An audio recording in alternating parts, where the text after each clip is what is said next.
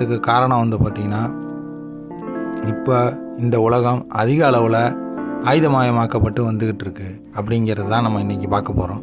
அதுக்கு காரணங்கள் என்னென்ன, அந்த காரணங்களால் ஏற்படக்கூடிய விளைவுகள் என்னென்ன, நம்ம இந்தியா எந்த மாதிரி சூழ்நிலையை நம்ம எதிர்கொண்டுக்கிட்டு இருக்கோம், நம்ம எந்த மாதிரி அதுக்கு அடுத்தடுத்து வரப்போகிற நாட்களில் நம்மளோட நாட்டை வளப்படுத்தணும் அப்படின்றதுக்கான வீடியோ தான் இந்த வீடியோ. நம்மளோட சேனலில் அனைத்து பதிவுகளும் வந்து பார்த்திங்கன்னா உங்களுக்கு அறிவு சார்ந்ததாகவே இருக்குமே தவிர வேறு சம்மந்தம் இல்லாமல் எந்த மாதிரி வீடியோவும் நம்ம அப்லோடு பண்ண மாட்டோம். நீங்கள் அதனால் நம்மளோட சேனலை தொடர்ந்து சப்போர்ட் பண்ணி நம்மளோட சேனல் வளர்கிறதுக்கு உதவி செய்யுமாறு நான் கேட்டுக்கிறேன். இப்போ இந்த வீடியோவில் ஃபஸ்ட்டு கடந்த 70 ஆண்டுகளாக வந்து பார்த்திங்கன்னா இந்த உலகத்தில் நடக்கிற போர்கள் வந்து 2 விதமாக நம்ம பிரிச்சிட முடியும். ஒன்று, சோவியத்துக்கு முன்னாடி இருந்த காரணம் வந்து ஒன்று, சோவியத்துக்கு அப்புறம் இருந்த காரணங்கள் இன்னொன்று. சோவியத்துக்கு முன்னாடி வந்து பார்த்திங்கன்னா Soviet supported countries, America supported கண்ட்ரீஸ்னு நம்ம 2ஆக பிரிச்சிட முடியும். ஆனால் இப்போ America supported countries, non American supported countries அப்படின்னு நம்ம பிரிச்சிடலாம்.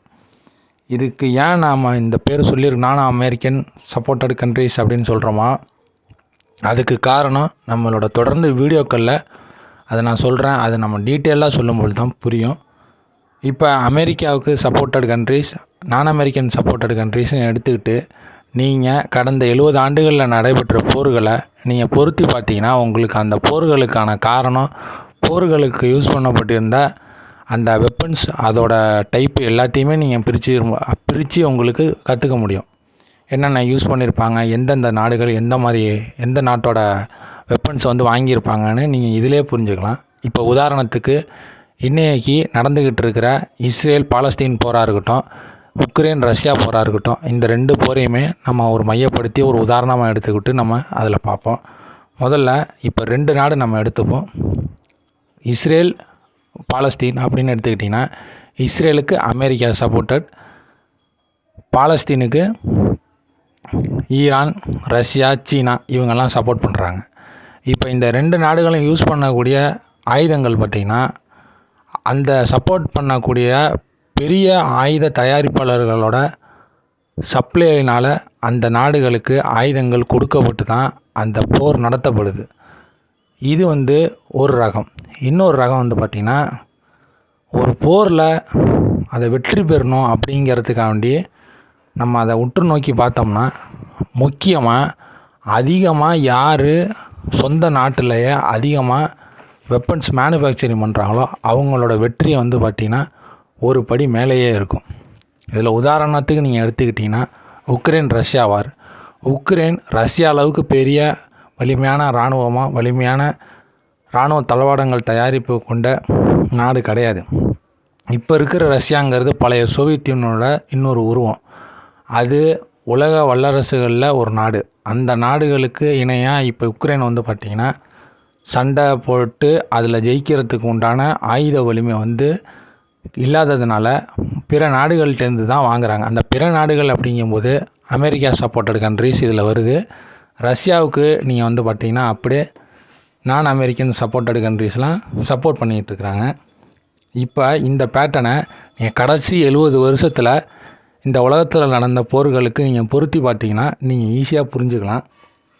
அடுத்து இப்போ இந்த 2 நாடுகள் இல்லாமல் எந்த ஒரு போராக இருக்கட்டும், அந்த போரில் நான் சொல்கிற பேட்டர்ன்லாம் நீங்கள் பொருத்தி பார்த்தீங்கன்னா 90% வந்து பார்த்திங்கன்னா பொருந்தும்.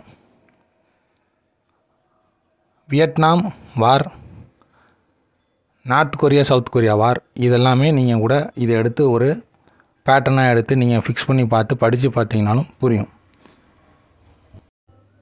இதனால் ஏற்படக்கூடிய விளைவுகள் 2 தரப்புமே வந்து அதிகமாக ஆயுதங்களை தயாரிக்காத நாடுகளாக இருந்துச்சுன்னா இம்போர்ட் பண்ணி தான் ஆகணும். இம்போர்ட் பண்ணோம் அப்படிங்கும்போது அவங்களோட டிஃபென்ஸ் பட்ஜெட், அந்த வருஷத்துக்கான டிஃபென்ஸ் பட்ஜெட் வந்து பார்த்திங்கன்னா அதிகமாக இருக்கும்.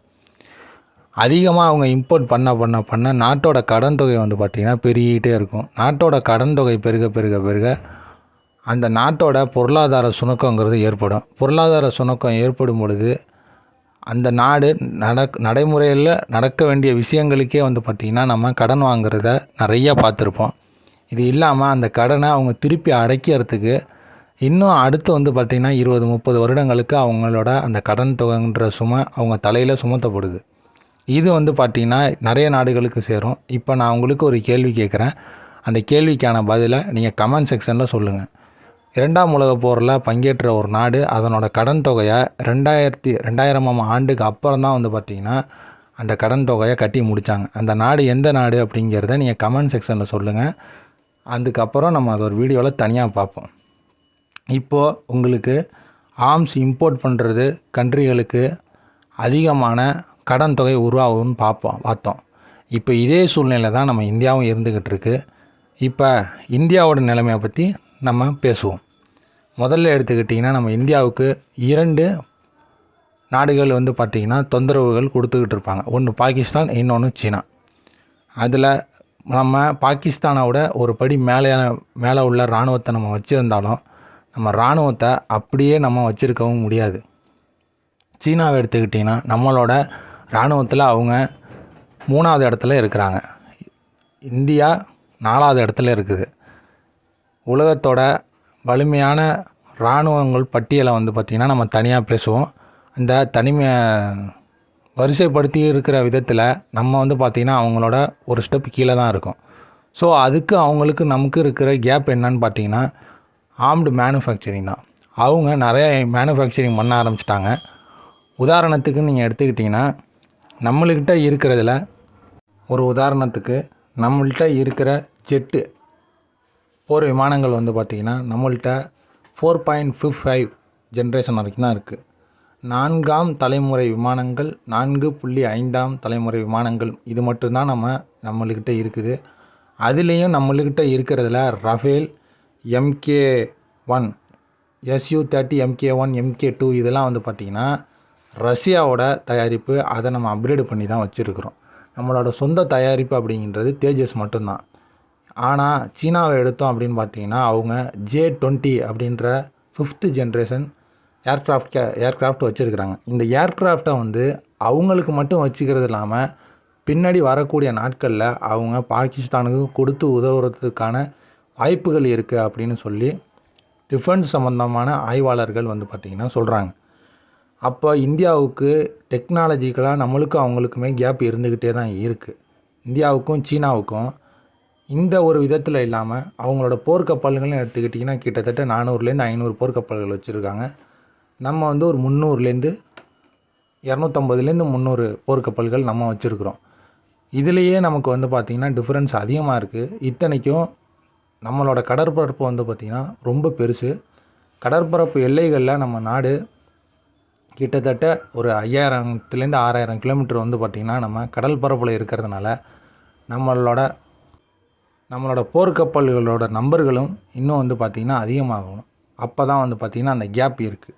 அது இல்லாமல் உங்களுக்கு நம்ம தயாரிக்கக்கூடிய ஆர்ம்ஸ் இம்போர்ட் நம்ம பண்ணுறத வந்து பார்த்திங்கன்னா அதிகம். ஆர்ம்ஸ் எக்ஸ்போர்ட் பண்ணுறது பார்த்திங்கன்னா குறைவு. இப்போ கடந்த ஒரு சில ஆண்டுகளில் வந்து பார்த்திங்கன்னா நம்ம இது வரைக்கும் நம்ம இந்தியாவோட வரலாறுலே இல்லாத அளவுக்கு நம்ம ஆர்ம்ஸ் வந்து எக்ஸ்போர்ட் பண்ணிகிட்ருக்கோம். பிற நாடுகளுக்கு நம்ம கொடுத்துக்கிட்டு இருக்கிறோம். இந்த மாதிரி நம்ம செய்யும் பொழுது வந்து பார்த்திங்கன்னா உங்களுக்கு ஆயுதங்கள் பெருகிட்டே இருக்கும் உலகத்தில். அவங்களுக்கு போட்டியாக நம்ம தயாரிக்கிறதும் நமக்கு போட்டியாக அவங்க தயாரிக்கிறதும் இந்த மாதிரி வந்து பார்த்திங்கன்னா ஒரு நாடுக்கும் உங்களுக்கு நீங்கள் இந்த ஃபார்முலாவை அப்ளை பண்ணி பார்க்கலாம். உதாரணத்துக்கு சோவியத் யூனியன் காலத்தில் வந்து பார்த்திங்கன்னா அந்த 2 நாடுகளும் மாறி மாறி அணு ஆயுத பரிசோதனை செஞ்சுக்கிட்டே இருந்தாங்க. நாடுகளுக்கு இடையான போட்டிகள் அதிகமாகும் பொழுது அவங்க தங்களோட கண்டுபிடிப்புகளுக்கு உண்டான பணச்செலவையும் அதிகப்படுத்துகிறாங்க. பணச்செலவுகள் அதிகப்படுத்த இல்லாமல் புதிய புதிய கண்டுபிடிப்புகளையும் கண்டுபிடிச்சி அவங்க பழைய பொருட்கள், அதாவது உதாரணத்துக்கு சொல்லணும்னா இப்போ ஒரு 5th ஜென்ரேஷன் ஏர்க்ராஃப்ட் வந்துடுச்சுன்னா 4th ஜென்ரேஷன் ஏர்க்ராஃப்டை வந்து பார்த்திங்கன்னா சேல்ஸ் பண்ணிடுவாங்க. அப்போ அவங்களுக்கு பழைய பொருட்கள் வந்து அவங்களுக்கு சேல்ஸ் ஆகி வருமானத்தையும் கொடுக்கும். யூஸ் பண்ணதுக்கு அப்புறம் தான் கொடுப்பாங்க. அதே மாதிரியே புது தலைமுறை விமானங்களை அவங்களுக்கு தயாரிக்கிறதுக்கு அதுலேருந்து அவங்களுக்கு பணமும் கிடைக்கும். இதே மாதிரி தான் எல்லா போர்க்கருவிகளையும் கருவிகள் தயாரிக்கக்கூடிய நாடுகள் வந்து பார்த்திங்கன்னா செஞ்சு பிற நாடுகளுக்கு கொடுத்து அதில் பெரும் அளவு பணம் வந்து பார்த்திங்கன்னா சம்பாதிக்கிறாங்க. இந்த பேட்டர்ன் எப்போ ஆரம்பிச்சிச்சு அப்படின்னு பார்த்திங்கன்னா பிரிட்டிஷ் அவங்க வந்து ஆர்ம்டு தயாரிப்பில் அந்த காலத்திலே வந்து பார்த்திங்கன்னா நிறைய தயாரித்து ரெண்டு நாடுகளுக்கு இடையே சப்ளை பண்ணி அந்த நாடுகளுக்கு இடையில் இருக்கிற ஒரு விரோத போக்கை வந்து குறைய விடாமல் தன்னோட ஆயுத உற்பத்தியையும் பெருக்கிறதுக்கு அந்த மாதிரி பேட்டர்னை ஃபாலோ பண்ணாங்க. இன்னைய வரைக்கும் உலக நாடுகள் உலகமும் சரி இதே பேட்டர்ன்லேயே தான் இயங்கிக்கிட்டே இருக்குது. இன்னொரு உதாரணம் கூட நம்ம எடுத்துக்கலாம். 1970-71 நம்மளுக்கும் சீனாவுக்கும் வந்து பார்த்திங்கன்னா ஒரு போட்டி வந்துச்சு. அப்போ வந்து நமக்கு சோவியத் யூனியன் சப்போர்ட்டும் சீனா, பாகிஸ்தான், யூகே, யூஎஸ்ஏலாம் வந்து பார்த்திங்கன்னா ஒரு சைட்லேயும் வந்து பார்த்திங்கன்னா நிறுத்தாங்க. இப்போ நான் வந்து சீனாவை நம்மளுக்கு மெயின் கவுண்டர் பார்ட் அப்படிங்கிறதுனால நான் சீனாவை மையப்படுத்தி பேசுகிறேன். நம்மளுக்கிட்ட இருக்கிற அந்த ஆர்மி அப்போதைய சூழ்நிலையில் நம்மளுக்கு பத்தாது. அன்னைக்கு நம்ம சோவியத்தோட துணை இல்லை அப்படின்னா நம்ம அதில் வந்து தோற்றுருப்போம். அது வந்து பங்களாதேஷ்ன்ற நாடு வந்து பார்த்திங்கன்னா தனியாக உருவானுச்சு. இப்போதைக்கு அந்த மாதிரி சூழ்நிலைகள் கிடையாது. நம்ம கொஞ்சம் டெவலப் ஆகிட்டோம். இது போலவே நீங்கள் உலக நாடுகள் எல்லாத்தையும் எடுத்துக்கிட்டிங்கன்னா தங்களோட இராணுவங்களுக்காண்டிய அதிக செலவுகளை வந்து செஞ்சுக்கிட்டு இருக்கிறாங்க. இதில் உங்களுக்கு முக்கியமாக இந்த வந்து அதோட மதிப்பை சொல்லும் பொழுது உங்களுக்கு ஆச்சரியமாக இருக்கும். நான் அதோட ஸ்க்ரீன்ஷாட் இந்தியன் ருப்பியில் கன்வெர்ட் ஆன அமௌண்ட்டு கூகுளில் சர்ச் பண்ணதை நான் உங்களுக்கு ஸ்க்ரீன்ஷாட்டில் கொடுக்குறேன்.